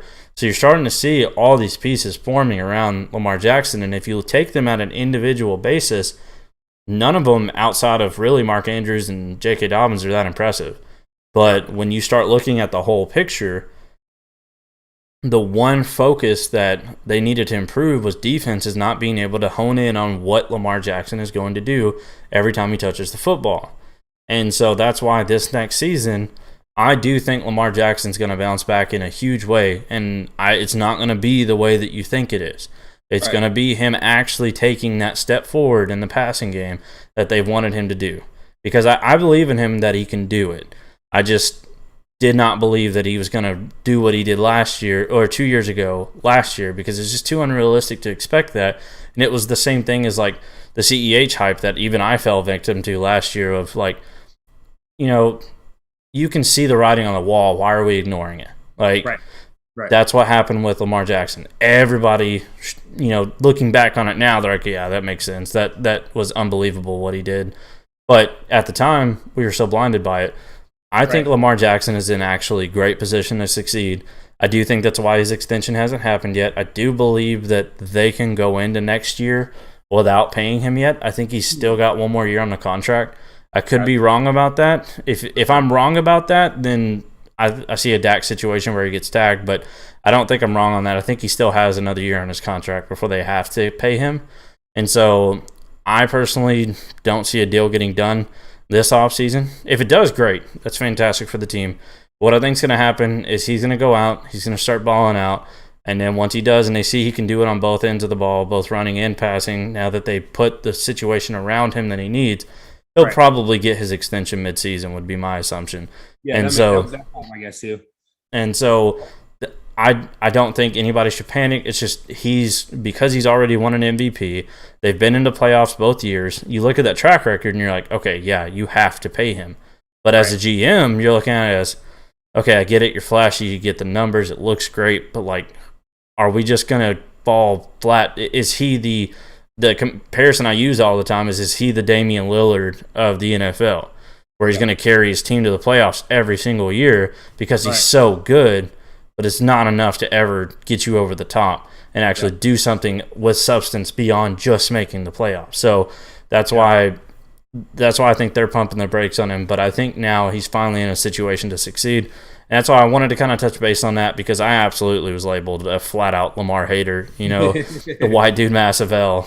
We gotta put that on a t-shirt. But that being said, I do think if you can, Lamar Jackson is a big value right now, even in Dynasty, because a lot of people who have him will move him he's expensive. Don't get me wrong, but right now you can get him for back end quarterback one prices for somebody who I think really does have, again, that top 4 quarterback upside. When my rankings finish out, it'll probably end up around 6 or 7, but we'll see. There's a couple guys that I do like better than him, but absolutely argument for quarterback 1 even is in the ballpark for him again, now that he's got what he needs. It's just, again, I don't think it's going to come how you guys think it will. And again, I know that's narrative driven, but when I break it all down for you, hopefully you can see why that makes sense. And so that's why it's the same thing. My take on him last year was narrative driven, and it was spot on. Usually my takes that do hit are not based on anything other than the psychology of it, where it just makes sense. And so I know in an analytical world we don't like that, and I don't like it all the time either, but there are cases where it's like, come on guys, like, I don't care what the numbers say, it's common sense. Like Jonathan Taylor and his receiving argument that we had. That being said, before we move on to the last two, both rookies, because they're going to have similar conversations, I wanted to touch base on Lamar. In my opinion, he's a buy. I don't care the price, as long as it's not like Mahomes' price or his MVP year price. But if it's you're paying for an expensive quarterback, that's fine. He should be, and I think he's going to deliver on that from here on out. Especially if they improve wide receivers, get him another strong one. I really wanted him to get Kenny Golladay or even OBJ. I thought the Browns would finally move off of that, but instead it's kind of he got it in the form of 2 guys instead of 1, and I'm fine with that. It doesn't mean I want to target either of them in fantasy. Had it been one stud guy like a Allen Robinson, something like that, I probably would have targeted that, but because it's split between the 2, I'm not that crazy excited for either of them in fantasy, but I'm now excited for Lamar Jackson again. And so, and go ahead and transition on to these last guys, unless you had something you wanted to add about Lamar. No, I think that was great. And the last 2 guys that we wanted to the quarterbacks we want to cover, we briefly mentioned Mac Jones and the belief of him right now, and then Justin Fields, who we were both extremely high on. And Fields is almost ungettable right now, which makes sense. I don't care. I'll pay. But he's a guy that really we were having a discussion about taking him over Trevor Lawrence. And I'm still fine with taking him over Trevor Lawrence. And I've done it. But we both have done. We've actually had leagues that we're in together to where I had the picks before him, so I made sure I took Fields instead of Lawrence because I knew who he wanted to take. That's the best though, having rookie drafts with your teammate, because then you I don't care about sniping anyone else in the league as long as I get ahead of Dallas. And then I'm so stubborn that like he'll send me the offers and I'm like, nope, I ain't touching it. He's yours. You drafted him there. He's yours. Even though the whole time I'm like, that's fair. I really want to accept that, but I can't. My pride's too big. But Justin Fields, he's another guy, right? To where, even if I use myself or us as an example, like we both think that he can be an elite quarterback. Right away he'll happen, no. But if you're sending an offer for him, there's a lot of guys who they'll get declined because of Fields, right? Because it is that, again, this abstract idea of what he could be. But again, that faith, that like belief in Fields is deep rooted, right? It's just not. He's our guy, someone that we're standing by, not just assuming to try to match with ADP value, right? That's the difference. Are you holding on to them because what they could because you believe in their talent, or are you holding on to them because that's what you're supposed to do based upon whether ADP is or where they should be drafted, right? And I think he's a great example of a guy that you have hope, but I think when the season starts, he'll show that he can produce that. So I'm okay having that price tag. Yeah. I know Dallas is too. Yeah, when I started breaking him down, he was somebody that kind of caught me by surprise. I kind of, with my fandoms being the Longhorns and then Kentucky, I've kind of really always had a negative spot, just naturally with Ohio State. Just never really cared much for him. And so, like, I wasn't really thinking much of Fields other than I knew he was talented and I knew he was a mobile quarterback. That was pretty much all I had on him. Again, I don't watch a ton of college football. I'm definitely getting back into it again. But Jay would make the joke that, of course, I don't watch it because I'm a Longhorns fan, and why would you want to watch that? There's one game you can watch every year. Yeah. Good. I'm guessing against Oklahoma.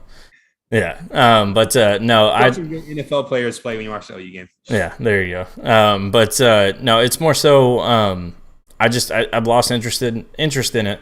And so I really didn't know much about any of these guys other than what I've heard for years. And Fields is one I've heard for years. Mainly because Kentucky, I can't remember the name of the quarterback, but we got the guy who left Ohio State when Fields committed because he was expecting to be able to get a good role, but instead he ended up leaving because they got Fields, and rightfully so. You ain't getting starting time over him.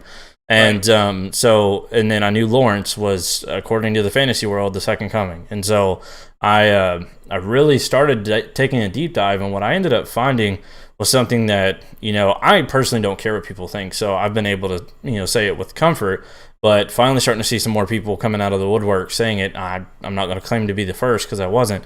That, Fields is every bit as good as Lawrence. When I was watching their film, outside of just simply me just trusting people who do this for a living saying it, I could not find a reason to put either one of them above the other.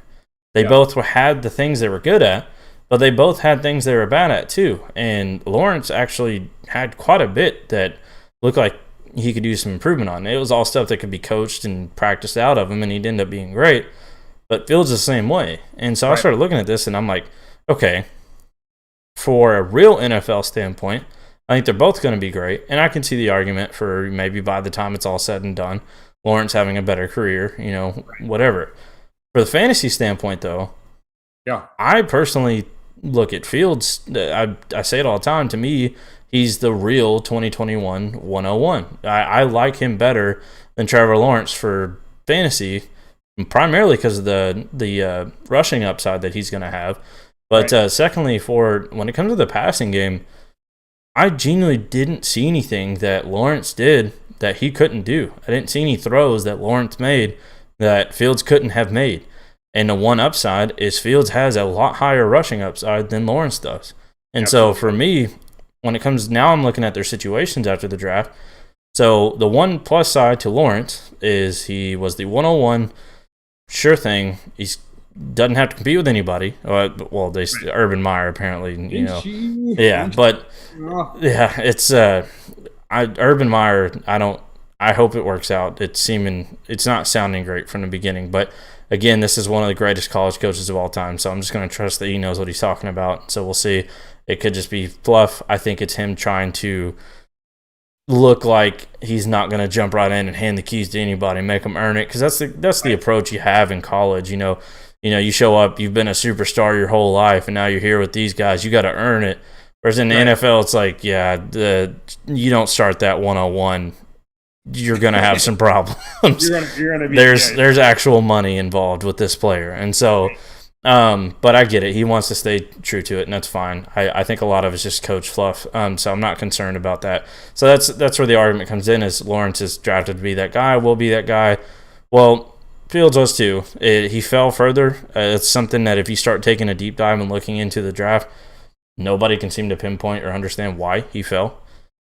I genuinely don't know. Like every single one of the draft, he can't read defenses. He can't go past his first read. He's inaccurate on certain plays, or he can't remember stuff. Every single one of those points has been debunked if you go and find the right person that broke it down. And so, quite honestly, it just became this popular narrative, and the actual NFL caught fire of it. The good example is that Draft Day is the movie where he passes on that quarterback, and then have you seen that movie? It's a great movie. You should watch it. I don't want to spoil it for you then. But you'd love it. But essentially, he passes on a guy in the draft, and then like the rest of the NFL is like, oh, like what's wrong with this guy? Like I can't believe he didn't take him. So then the next team passes on him, and then the next team passes on him. They're like, Well, if he passed on him, then chances are we probably should too. And I think that's kind of what started to happen with Fields, and everybody kind of bought into it. Okay, well, we didn't really look at him as strongly as they did, and they passed on him, so there's a good chance that something's wrong that we don't know about, so we're just going to take their word for it, move on. Well, then the Bears are like, all right, y'all are stupid. We can't let this happen anymore. We're going to trade up. And I think they got the absolute steal of the draft. And the good news is they aren't rushing it. I think he can handle it from day one. But we have seen a track record history of quarterbacks, obviously Herbert and Baker and, Kyler. These guys have come in and they've spoiled us, especially on the fantasy side. But track record, usually the quarterbacks that, don't come out immediately, even if it's just a few games, going into the season, usually end up doing better because they get to see everything come to them as opposed to getting thrown at their face.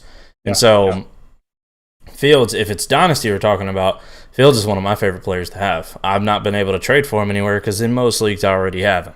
And then the places I don't have him, Jay has him, or you're dealing with people who know he should have been drafted higher. And personally, I like his situation in Chicago better than I like Lawrence's in Jacksonville long term. And so now it's weird to say a situation long term because that's the one thing that's never going to be long term. And so, but as of right now, I'll say I do like his situation better for a developing quarterback. You get a powerhouse defense, one side, and then Lawrence has one of the worst defenses in the NFL. You could argue it's going to benefit him in fantasy because they're going to pass the ball a lot more. I would agree with that if he was a veteran established in the league that didn't have anything he needed to learn or work through. But the fact that it's a rookie, I feel like being able to breathe in the games you're playing in is going to be a big advantage to letting the game come to you and everything slowing down. Whereas Lawrence has got to learn by everything getting thrown in his face, which I fully believe he can do. It's just I'm pumping the brake. If you're gonna sit and nitpick, that's one advantage I'm going to give to Fields is I do like his situation much better.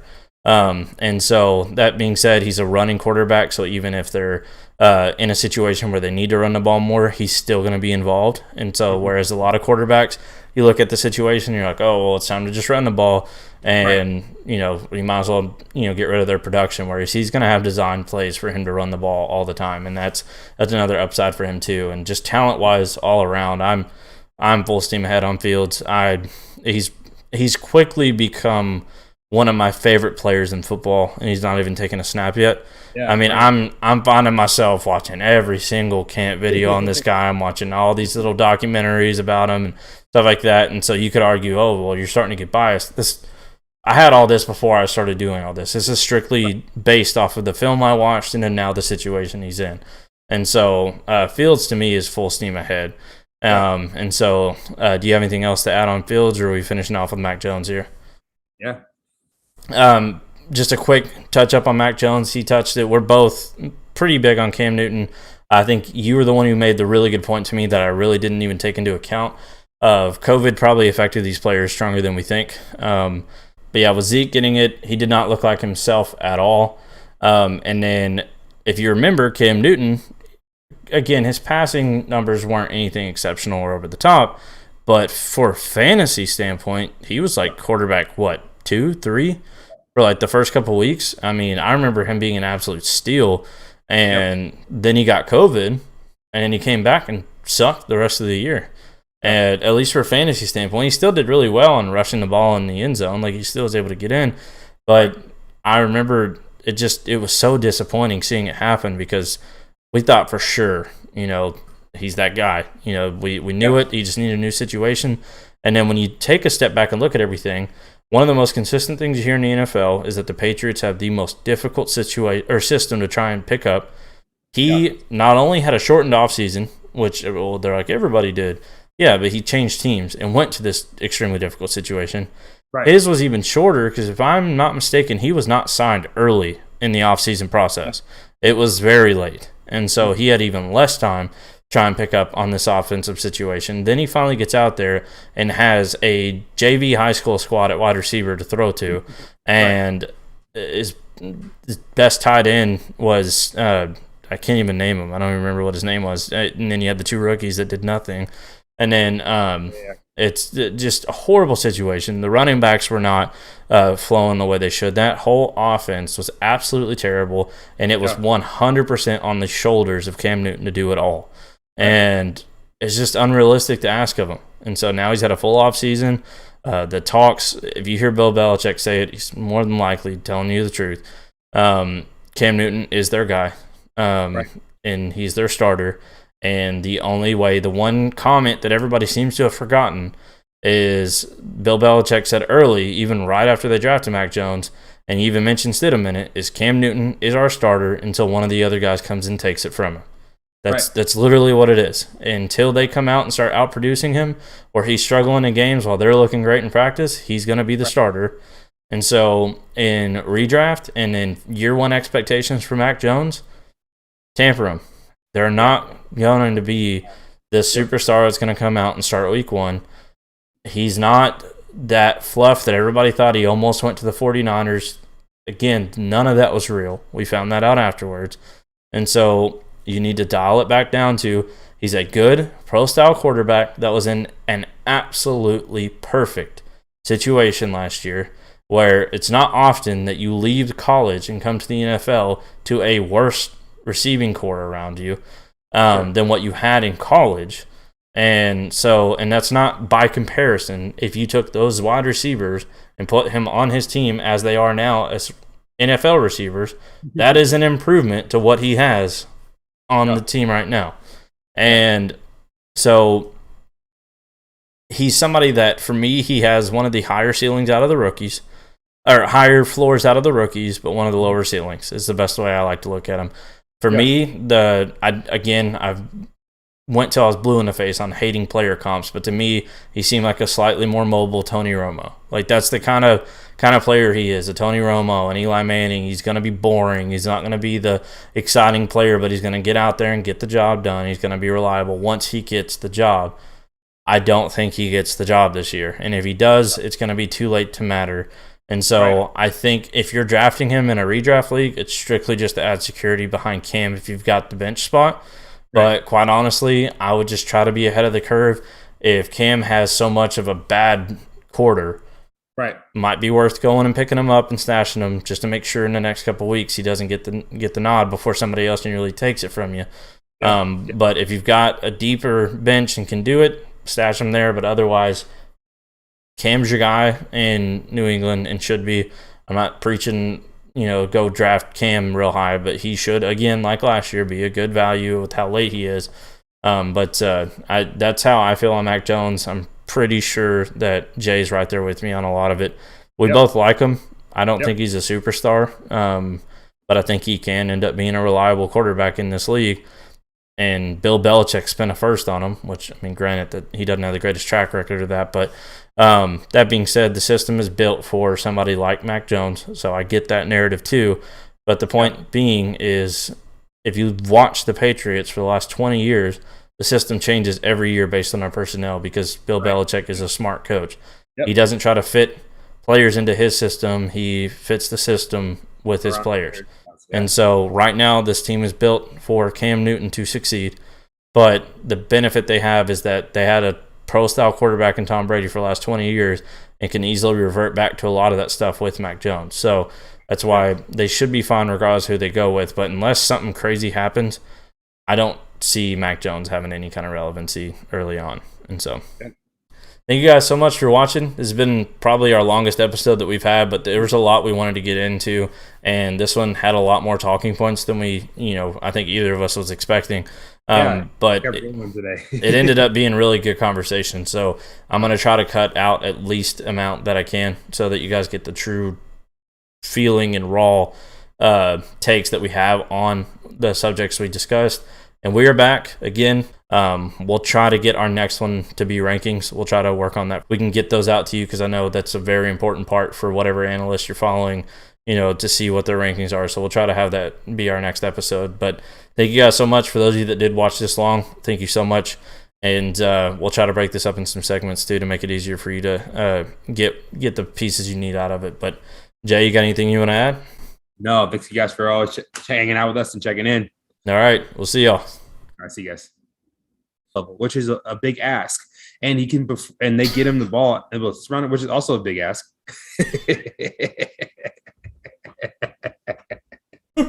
I did not hear big ask. K. Gotta put the K on the end of there. Enunciate. That caught me so off guard. I'm Kyle sitting here Pitts, listening. Kyle Pitts has a big ass, guys. I mean, that's a big ass. Hey, that's what I hear the scouts look for. Anyway, you can continue. Sorry about that.